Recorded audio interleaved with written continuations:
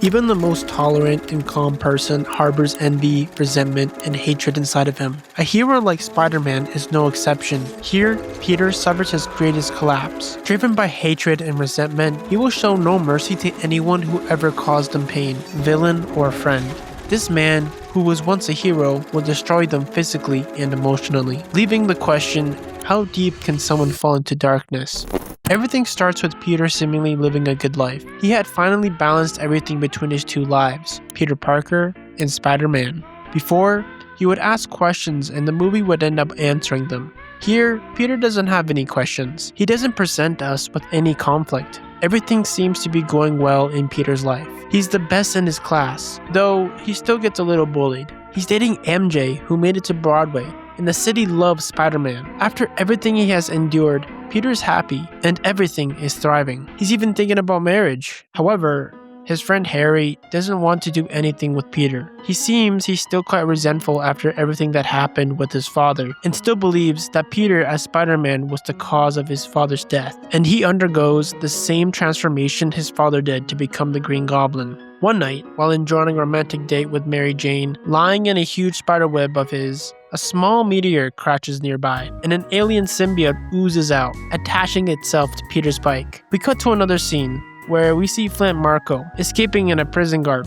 He sneaks out through a window where he sees his daughter, who doesn't appear to be in the best of health. He changes his clothes at home and is caught by his wife, who tells him he can't hide here and berates him for being a thief, even taking a man's life. All Flint can say is that he had a good reason for what he was doing. The argument wakes the little girl, who tells him she missed him. She gives him a small necklace and promises her that he'll make her healthy. He then leaves after hearing police sirens. And not before telling his wife, I'm not a bad person, I just had bad luck. He doesn't want to be a criminal, but he needs money to pay for his daughter's treatment. This gives us a glance into one of the confrontations he'll have with Spider-Man. What sets him apart from the other villains we've seen is his motive. His daughter, unlike the others who believed they were doing the right thing because their Machiavellian nature dictated it, this one doesn't think for a second whether he's doing the right thing or not because his benefit isn't his own, but his daughter's.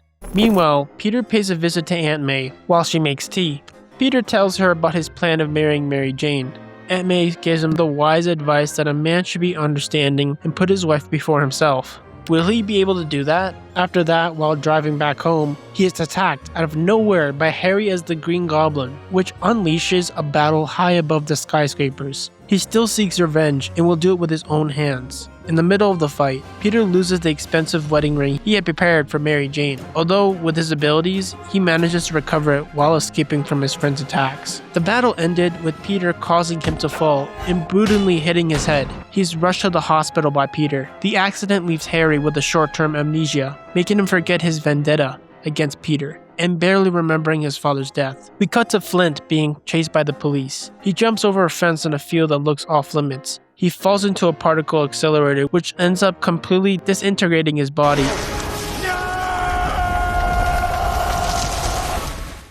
Flint wakes up the next day in the form of grains of sand. There's something devastatingly nostalgic and magical about this animated scene of the Sandman's birth. He tries many times to take shape and falls. He tries to grab the necklace with his daughter's picture, which is what matters most to him in this world. He can't. Emotions like fear and frustration are palatable until this formless creature is molded by the inspiration of a father, determined to ensure his daughter's well-being no matter if he does right or wrong.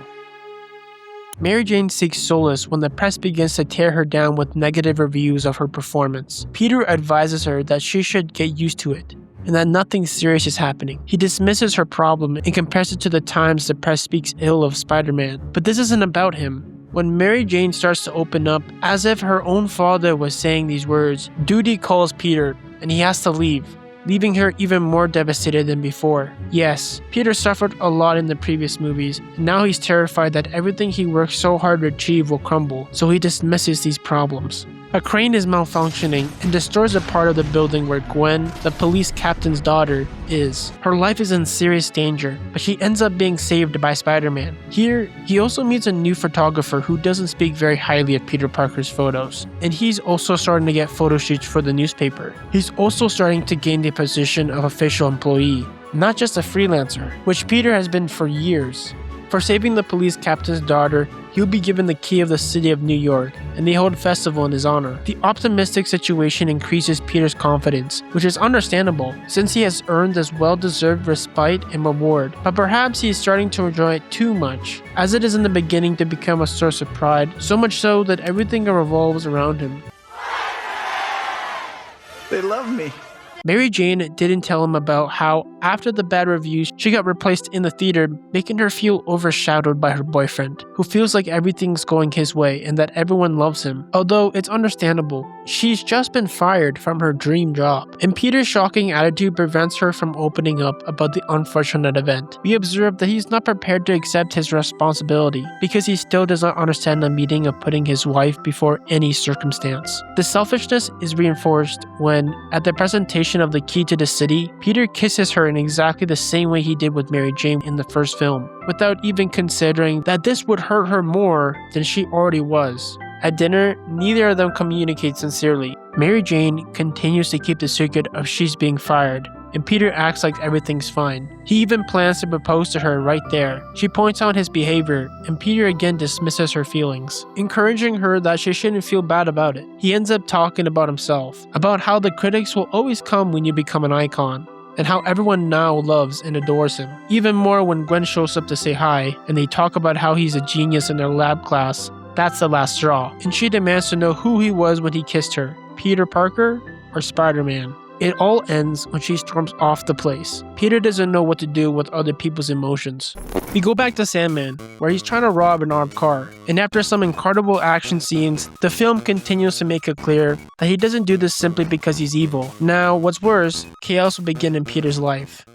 Peter and Aunt May are summoned by the police and informed that the man they believe murdered Uncle Ben was not him, but a man named Flint Marko, who recently escaped from the prison, and is the same man who escaped from Spider-Man the day before. Peter imagines how his uncle's murder could have happened, and this starts to awaken a thirst for revenge in Peter. Filled with anger, he becomes obsessed and keeps watching, listening to the police radio, waiting for this man to appear. Mary Jane visits Peter and is genuinely worried. All he does is push her away but defensive, and gets annoyed. Mary Jane leaves. Spider-Man stays, listening to the police radio, waiting, and falls asleep. On a night filled with nightmare and memories of his uncle's death, Venom, or the strange black thing that attached to Peter's bike, takes over Peter, and he wakes up without knowing where he is. But he likes it. This darker armor makes him feel more powerful. He goes with the professor to ask about the symbiote, and this doesn't know anything about it. But he warns him not to let this dark matter get near him because, by its very nature, once it attaches itself to him,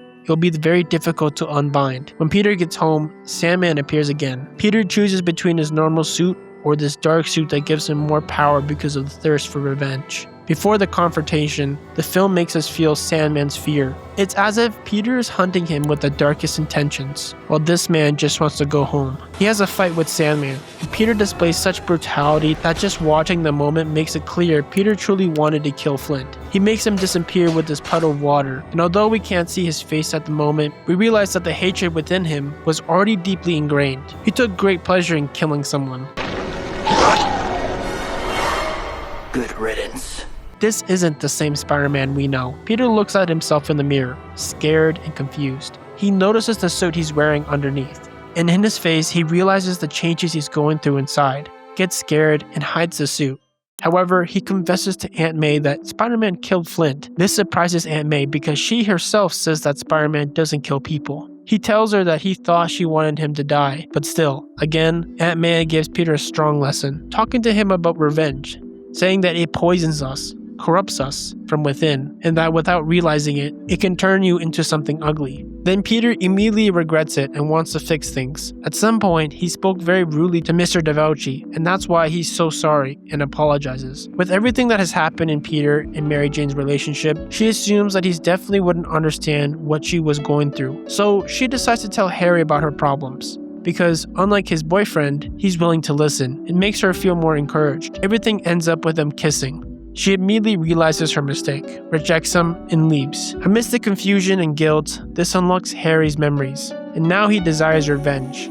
At first, he will attack his heart. Harry kidnaps Mary Jane. The next day, Peter received the long-awaited call from Mary Jane. He's been trying to reach her for a while. She suggested they meet at the park. There, Mary Jane told him things weren't working out. She was alone, and Peter wasn't there for her. Tearfully, Peter showed her the ring and explained the plans he had made. But Mary told him that someone else had already fallen in love. Harry was listening to everything in the background.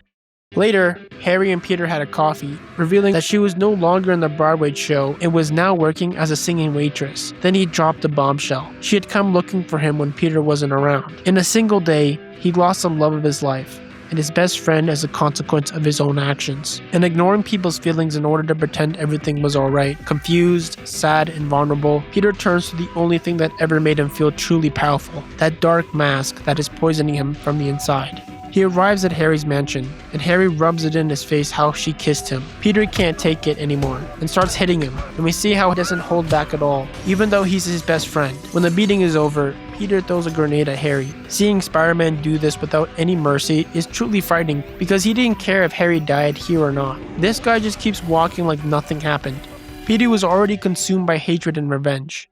Before we continue, I'd like to take this opportunity to say that if you're enjoying this video, I would really appreciate it if you could subscribe. This would help the channel enormously. The next day, while walking around starting to feel more confident, Peter finds a newspaper depicting him as a bank thief. Eddie then faked a photo of Spider-Man, frame him, and get the job that young Parker had worked hard to get, with his talent and decency in the previous years. This darker version of Peter won't let that slide. He confronts Eddie, exposing him as a fraud, and humiliating him in front of everyone. Eddie tells him to give him a break, and Peter says this: You want forgiveness? Get religion. What's going on? Forgiveness and revenge is a core message of this movie we still haven't explored yet. This message is mainly linked to these three characters, Harry, Flint, and Peter, but we will be talking about that a little bit more later. After the public humiliation, he is fired, and with a public apology, his career is ruined. And with that iconic montage of Peter, full of confidence, walking around in the street, seducing everything that moves, here the professor calls him. He's been analyzing the symbiote, tells him it amplifies the characteristics of its host. With this, it's revealed to us that this alien thing doesn't make you aggressive. It doesn't make you a narcissist. It takes the characteristics and it amplifies them to make you worse. In psychology, the shadow refers to the unconscious, hidden or the repressed parts of the personality that the conscious ego does not identify with, often containing traits deemed socially unacceptable, shameful, or dark. Popularized by Carl Jung, this archetype represents the dark side of the psyche, encompassing repressed emotions like the rage, pride, or resentment. In all the movies we've seen throughout the trilogy, Peter has been showing all these bad traits. The first time Peter confronted the supposed murder of his uncle, he attacked him mercilessly, and did the same with Sandman. The film has been showing us how his ego has been growing throughout the movie, even long before the symbiote possessed him. And let's talk about Peter's ego for a moment. We can say that for the first time, Peter feels admired, wanted, and loved. The problem is that his self-esteem is extremely fragile, so fragile that it inflates too much. Peter never grew up with a stable home or financial security. When he went to school, he was a target of all kinds of bullying, and this didn't change much when he entered the workforce. Someone who has always been in the shadows and always been hurt isn't prepared for this kind of attention, and this causes him to lose his self-awareness. When his shadow, here represented by the symbiote, takes control, the anger, the vehemency, the pride, everything Peter represses, it's finally released. This dark suit makes him feel powerful and without guilt, which literally turns him into another merciless Spider-Man. This Peter, motivated by resentment and pride, will revenge on the people who hurt him, including Mary Jane. He goes to the jazz club where she's working after being fired from her show. He attends with Gwen Stacy, the woman who kissed Spider-Man, whom MJ previously distrusted. He dances with her and tries to make her uncomfortable, disregarding Gwen's feelings when they try to kick him out. He gets into trouble and accidentally hits Mary Jane. Peter Parker again finds himself at the lowest point. This is when he realizes all his mistakes and the damage he caused. He goes to church, and they're full of regrets, tries to detach himself from the symbiote. And it's funny how a few minutes ago, he literally told Eddie that if he wants forgiveness, he should seek religion. He battles as the professor stated. There is no easy task. Peter struggles. Peter's enemy is himself, which is why he tears off the black suit in the church, a place often seen as a place of spiritual healing. He's not defeating Venom, he's defeating the worst version of himself, which he manages to do. At the same time, Eddie's at the church, asking God to take Peter Parker. He is resentful for the humiliation, and the Venom or the Shadow ends up eating him alive.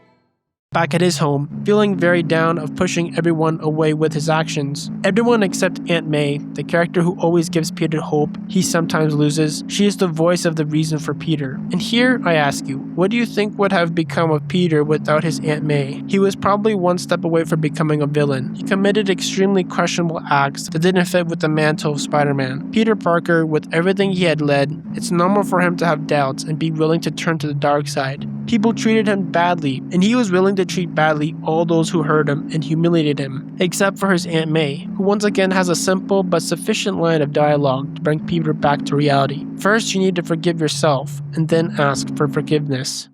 So when MJ was kidnapped by the symbiote, now bonded to Eddie, and joined forces with Sandman, Peter remembers this scene. This moment he takes to contemplate. The suit signifies accepting and remembering who you are. He goes to see Harry, after Peter, influenced by his basest instincts, breaks Harry down physically and emotionally. He despised you. You were an embarrassment to him. Oh, gonna cry? He wants to apologize and ask for his help, but how can he come to his aid in his moment of greatest need when the wound was so deep? Harry, with his face destroyed by the grenade, rejects him at this point. Harry is unable to forgive him. Actions have consequences, and you see how Peter is remorseful and looks away because he knows it's his fault. He almost killed his best friend. Later, when Harry's observing the disaster caused by his fight, his butler approaches him saying that he saw many things and reveals the truth of the death of his father. Spider-Man didn't intend to kill him. When Peter goes alone to save Mary Jane, she's inside a taxi hanging in the air and encounters one responsible for all this, Eddie, who, in theory, serves as the opposite of Peter Parker in his work environment. While our Peter Parker is honest and selfless, Eddie Brooke is psychotic and a selfish man. These traits are evident from his introduction, when he shows no concern for his supposed girlfriend, Gwen Stacy. He tries to flatter Spider-Man and Mary Jameson to gain their support and present Peter as a competition, and then forges a photo of our hero to frame him, and to get the job that Peter had worked hard to achieve through integrity years before Eddie's arrival. The point is that, after being exposed as a fraud by Peter, Eddie doesn't experience catharsis because his nature is evil. Instead of forgiving Peter, he chooses not to take responsibility for the actions that led to his own humiliation. In all cases, he fully embraces his instinct for resentment and revenge by bonding with the symbiote, Venom. This symbolizes an identical, albeit twisted, version of our hero, which takes on an even greater significance when he is extracted from the villain and revealed as a creature completely independent of a host. A monster, strengthened by the malevolent essence of Eddie and the dark feelings he had already extracted from Peter Parker. If we think about it, this ties in with Aunt May's speech about how revenge can transform even the most kind-hearted into a horrific creature. In the fight against the two monsters, Peter realizes he can't do it alone, and just when all seems lost, Harry appears after talking with the butler. He reflects and forgives. He manages to understand the truth and also forgive, letting go of the resentment. He chooses to help his friend. They both cooperate to save Mary Jane and take out Sandman. Finally, Peter is left alone against Venom. He tries to get there the way he did with Otto, but it doesn't work. He talks about how it feels good, but how the power will make him lose himself. But not everyone shares his sense of justice. He feels no remorse for anything at all. Harry intervenes when it seems all is lost for Peter. He's also instantly knocked out. However, the Son of Rods rattled the creature back into a frenzy, just as when he was in church and the bell was a great help. Peter is still tied up, so Harry steps in front of him, stopping Venom's blade attack and sacrificing himself. Peter takes an advantage of this to trap Venom in a circle of rods and rip the creature of darkness from him. Eddie throws himself into it, preferring to die attached to it in order to have power than live empty again. There's only one left to face, Flint the Sandman. Peter spent the entire movie pouring all his frustration and resentment into him. The man shows his vulnerability and tells him the truth. He wasn't a bloodthirsty man who murdered in cold blood, but a very scared man who fired by accident. Flint Marko is a man who committed wrongdoings for the right reasons. As he himself says, he was a victim of bad luck, someone who didn't choose to be who he is, leading a life of crime to save his daughter. My daughter was dying. I needed money. This later led him to end Ben Parker's life, drawing a parallel with Spider-Man, as both have made mistakes for justifiable reasons and have been victims of bad luck on numerous occasions. By letting the thief go out of the sense of justice for the person who had taken advantage of him, later took revenge with his own hands. Furthermore, when he succumbed to this darkness, he hurt Mary Jane and emotionally and physically destroyed his best friend, causing resentment in Harry. In the end, Peter, Flint, and Harry also learn to forgive others and themselves and choose the right path. I forgive you. Peter finally finds the strength to forgive him, and also manages to apologize to Harry before he dies. At Harry's funeral, Peter Parker speaks about how whatever comes our way, whatever battles rage within us, we always have a choice. It's a choice that makes us who we are. When we let the worst parts of ourselves, that envy, that ego consume us, we lose ourselves and are replaced by something more horrible. Spider-Man 3 shows us the darkness of human beings, can descend into resentment, ego, and revenge. It also shows us that the choice will always be ours.